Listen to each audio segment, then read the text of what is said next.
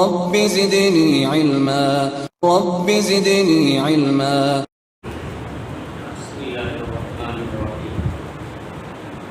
إن الحمد لله نحمده ونستعينه ونستغفره ونعوذ بالله من شرور أنفسنا ومن سيئات أعمالنا. من يهده الله فلا مضل له ومن يضلل فلا هادي له. وأشهد أن لا إله إلا الله وحده لا شريك له وأشهد أن محمدا عبده ورسوله. يا أيها الذين آمنوا اتقوا الله حق تقاته ولا تموتن إلا وأنتم مسلمون. يا أيها الناس اتقوا ربكم الذي خلقكم من نفس واحدة وخلق منها زوجها وبث منهما رجالا كثيرا ونساء. واتقوا الله الذي تساءلون به والأرحام إن الله كان عليكم رقيبا. يا أيها الذين آمنوا اتقوا الله وقولوا قولا سديدا يصلح لكم أعمالكم ويغفر لكم ذنوبكم ومن يطع الله ورسوله فقد فاز فوزا عظيما. أما بعد فإن خير الحديث كتاب الله وخير الهدي هدي محمد صلى الله عليه وسلم وشر الأمور محدثاتها وكل محدثة بدعة وكل بدعة ضلالة وكل ضلالة في النار. أعوذ بالله من الشيطان الرجيم. بسم الله الرحمن الرحيم. قل إن تخفوا ما في صدوركم أو تبدوه يعلم الله. وعن عمر بن الخطاب رضي الله تعالى عنه قال سمعت رسول الله صلى الله عليه وسلم يقول إنما الأعمال بالنيات وإنما لكل امرئ ما نوى. فمن كانت هجرته إلى الله ورسوله فهجرته إلى الله ورسوله ومن كانت هجرته لدنيا يصيبها أو امرأة ينكحها فهجرته إلى ما هاجر إليه. متفق عليه.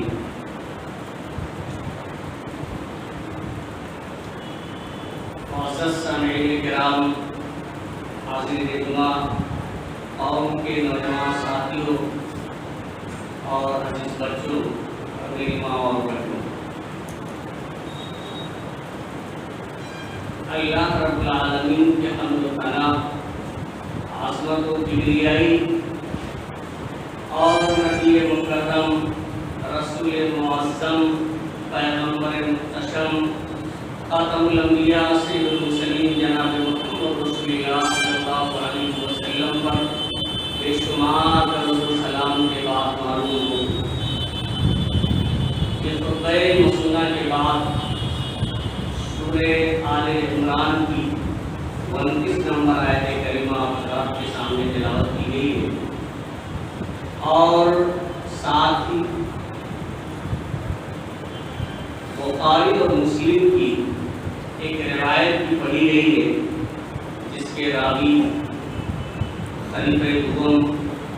حضرت عمر بن خطاب رضی اللہ تعالی عنہ. اسی آیت کریمہ اور حدیث شریف کو سامنے رکھتے ہوئے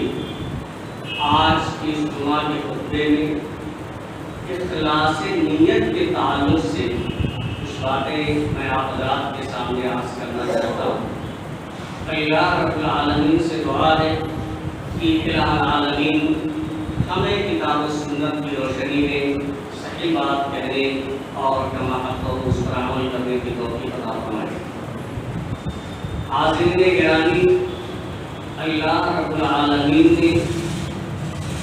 تمام انسانوں اور جنوں کو محض اس لیے پیدا کیا ہے کہ وہ اس کی عبادت کریں. جیسا کہ اللہ رب العالمین نے قرآن مجید کے اندر ارشاد فرمایا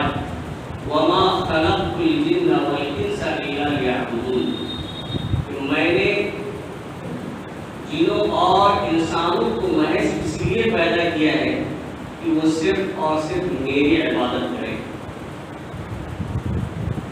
تو اللہ رب العالمین کے پیدا کرنے کا مقصد ہی یہی ہے کہ بندہ اللہ رب العالمین کی عبادت کرے،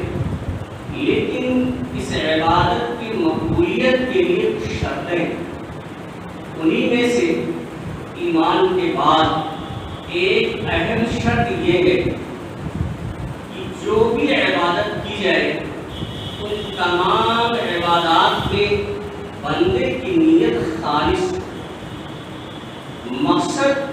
صرف اللہ رب العالمین کو راضی کرنا ہو، اللہ رب العالمین کو خوش کرنا ہو۔ اگر نیت خالص نہیں ہے، اس میں اخلاص نہیں پایا جاتا ہے، تو وہ عبادت اللہ رب العالمین کے یہاں مقبول نہیں ہو سکتی۔ اللہ رب العالمین نے قرآن مجید کے اندر ارشاد فرمایا قُلْ إِن تُخْفُوا مَا فِي صُدُورِكُمْ أَوْ تُبْدُوهُ يَعْلَمُهُ اللَّهُ کہ اے نبی کریم صلی اللہ علیہ وسلم آپ کہہ دیجئے کہ تم اپنے دلوں کے اندر کوئی بات چھپاؤ او تبدوه یا اسے ظاہر کر دو، یعلمُ اللَّهُ اللہ رب العالمین کو اس کا علم ہو جائے گا۔ یعنی کوئی بھی چیز چاہے وہ ظاہر ہو یا باطن ہو، اللہ رب العالمین کے علم سے باہر نہیں ہے۔ تمام چیزوں کو اللہ رب العالمین جاننے والا ہے، ہر چیز کا علم اللہ رب العالمین کے پاس موجود ہے۔ تو دل کے اندر بھی جو چیزیں ہیں ہمارے، ان کو بھی اللہ رب العالمین جانتا ہے۔ ایک حدیث جو میں نے آپ حضرات کے سامنے پڑھی ہے، بڑی وضاحت کے ساتھ اللہ کے رسول صلی اللہ علیہ وسلم نے یہ بیان کر دیا ہے کہ اگر نیت صحیح نہیں ہے، نیت صاف نہیں ہے، تو اللہ رب العالمین کے ہاں اس کا کوئی اجر و ثواب نہیں ہوگا۔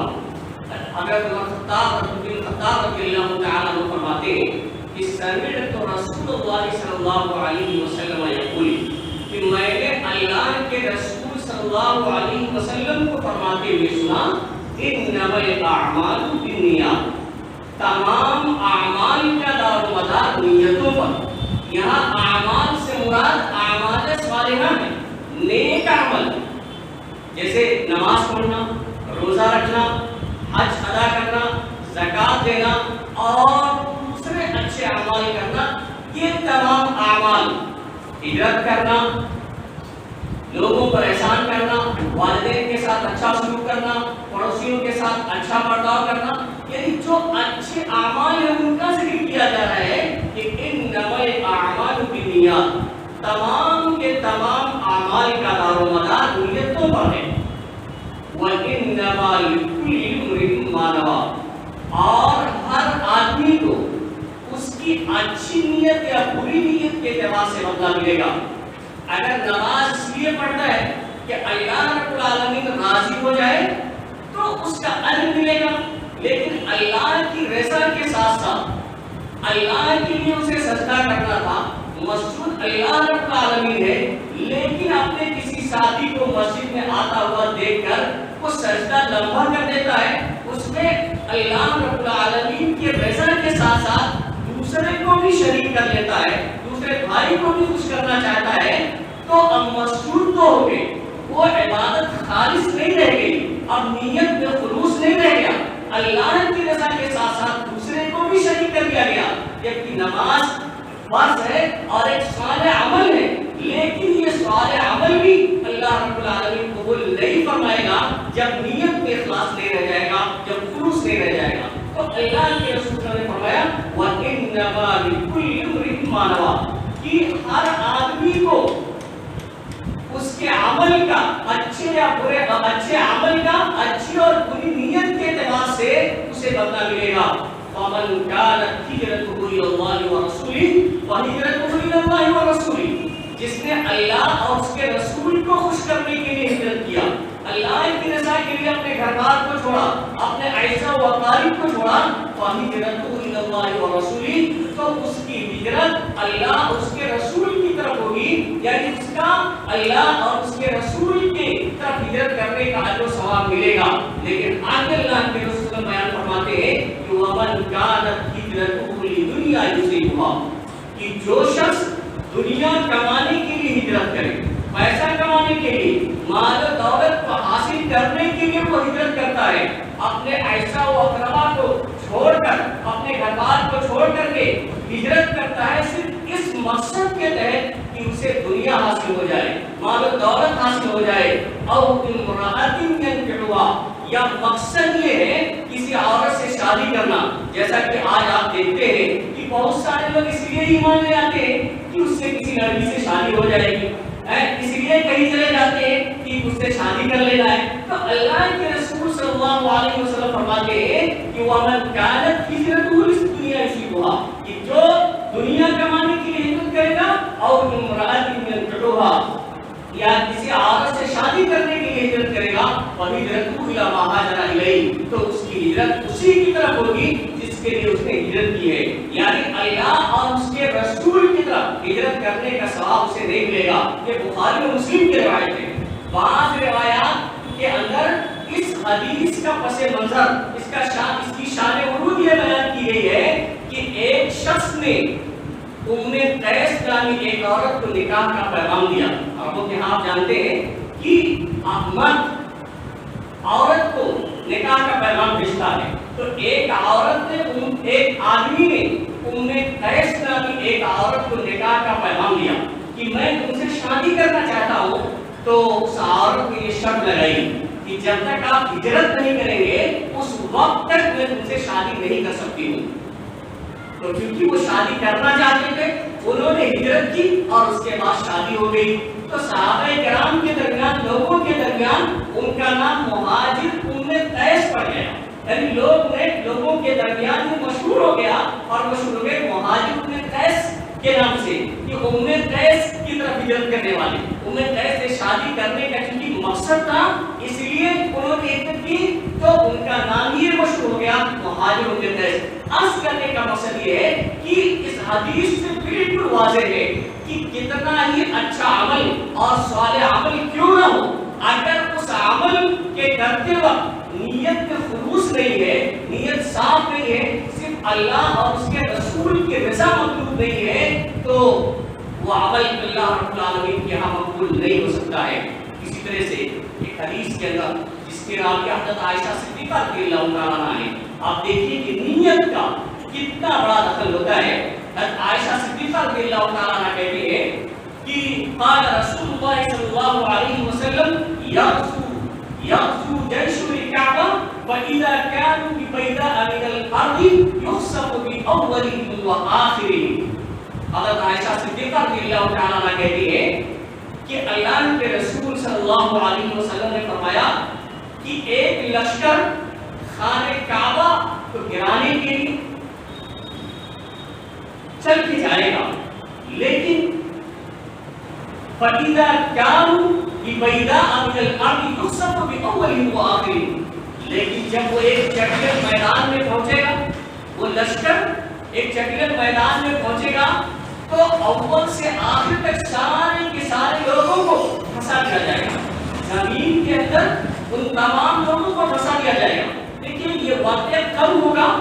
اس کا علم نہیں ہے, یہ امور غیب میں سے ہے جس کی پیشین گوئی اللہ کے رسول صلی اللہ علیہ وسلم نے کی ہے. تو یہ حقوق پذیر ہوگا, لیکن کب ہوگا, کس وقت ہوگا, اس کا ذکر نہیں کیا گیا ہے. اتنا اللہ کے رسول صلی اللہ علیہ وسلم نے وضاحت کر دی کہ جب وہ ایک جنگل میدان کے اندر وہ لشکر پہنچے گا تو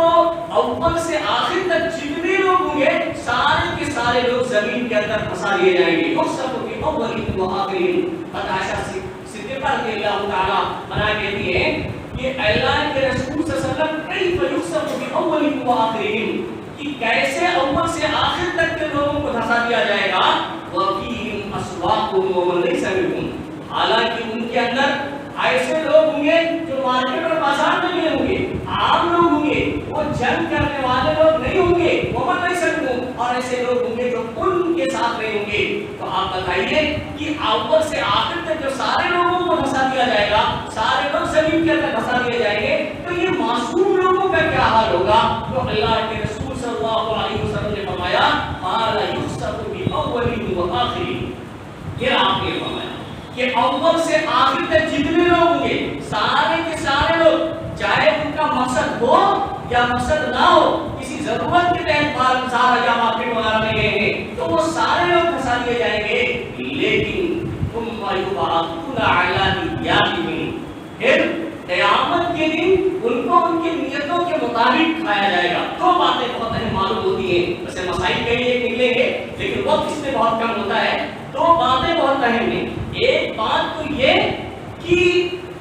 برے لوگوں کی صحبت اچھی نہیں ہے، برے لوگوں کی صحبت اچھی نہیں ہوتی. اگر اللہ رب العالمین کی طرف سے کوئی عذاب آتا ہے تو نیک لوگ بھی یا معصوم لوگ بھی اگر ان کے درمیان پڑ جاتے ہیں تو وہ لوگ بھی اس فتنے میں مبتلا ہو جائیں گے، اس پریشانی میں وہ لوگ بھی مبتلا ہوں گے. لیکن دوسری بات یہ بھی معلوم ہو جاتی ہے ثم یبعثون علی نیاتہم، جو اللہ کے رسول نے فرمایا کہ چونکہ وہ لوگ معصوم تھے، وہ لوگ گنہگار نہیں ہیں، وہ لوگ اس پہ شریک نہیں تھے،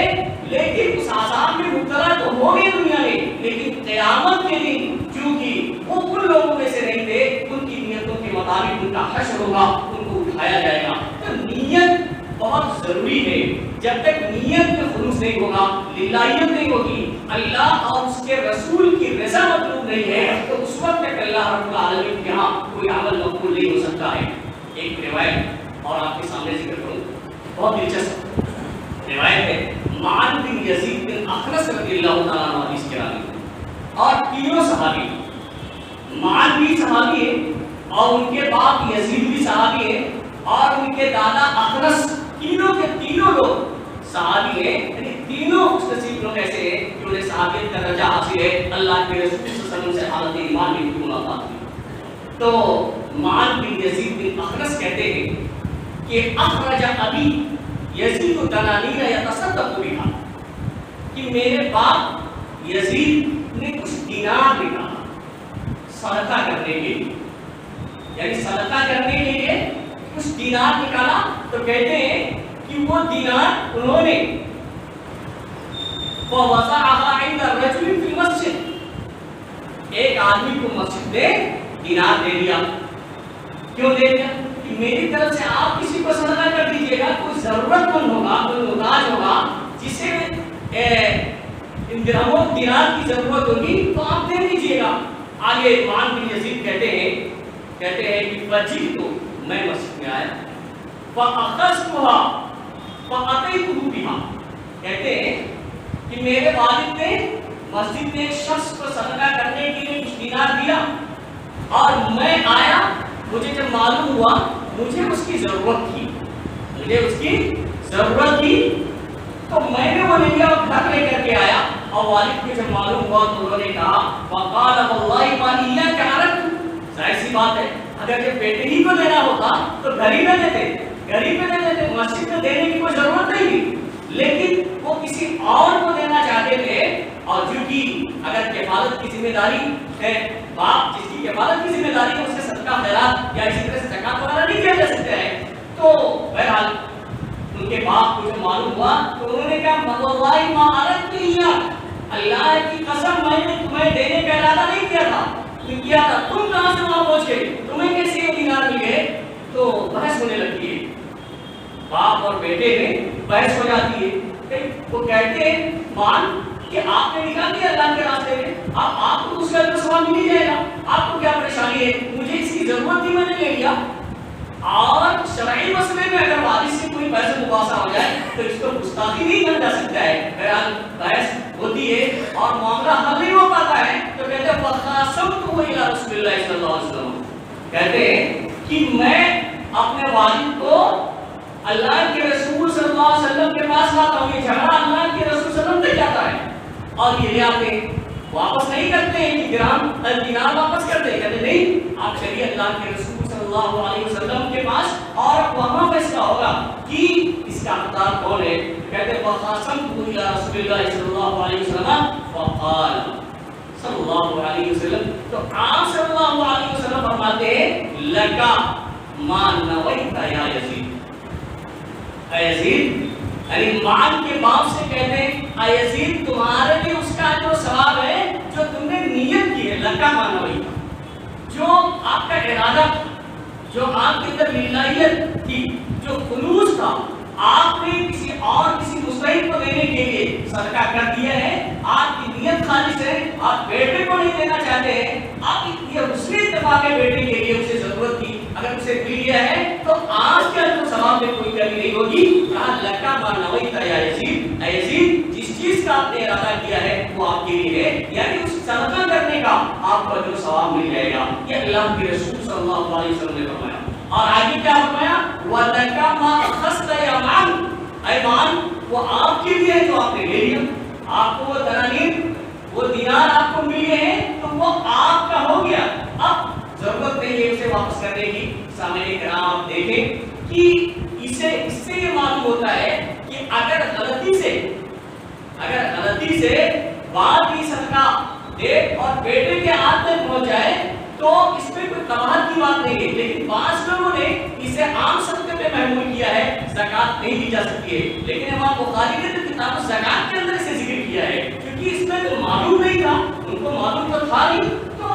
اگر وہ دے دیا بیٹے کے ہاتھ میں پہنچ گیا تو اللہ کے رسول صلی اللہ علیہ وسلم نے جب یہ فیصلہ سنا دیا کہ بیٹا اس کا حقدار ہو گیا اور آپ نے جو صدقہ خیرات کیا ہے تو آپ کی نیت کے مطابق اس کا جو ثواب ملے گا۔ تو سامعین کرام سے معلوم یہی ہوتا ہے کہ اگر کہیں غلطی ہو جائے، چوک بھی ہو جائے، تو اگر نیت کے اندر خلوص ہے تو انشاءاللہ اللہ رب العالمین اس طرح کے عمل میں اپنے ثواب ضرور عطا فرمائے گا، جیسا کہ یہاں صدقے کا ثواب اللہ کے رسول صلی اللہ علیہ وسلم نے اس کی بشارت دی کہ اس کا جو ثواب انشاءاللہ مل جائے گا۔ اس کے علاوہ ایک حدیث اور ذکر کرتا ہوں،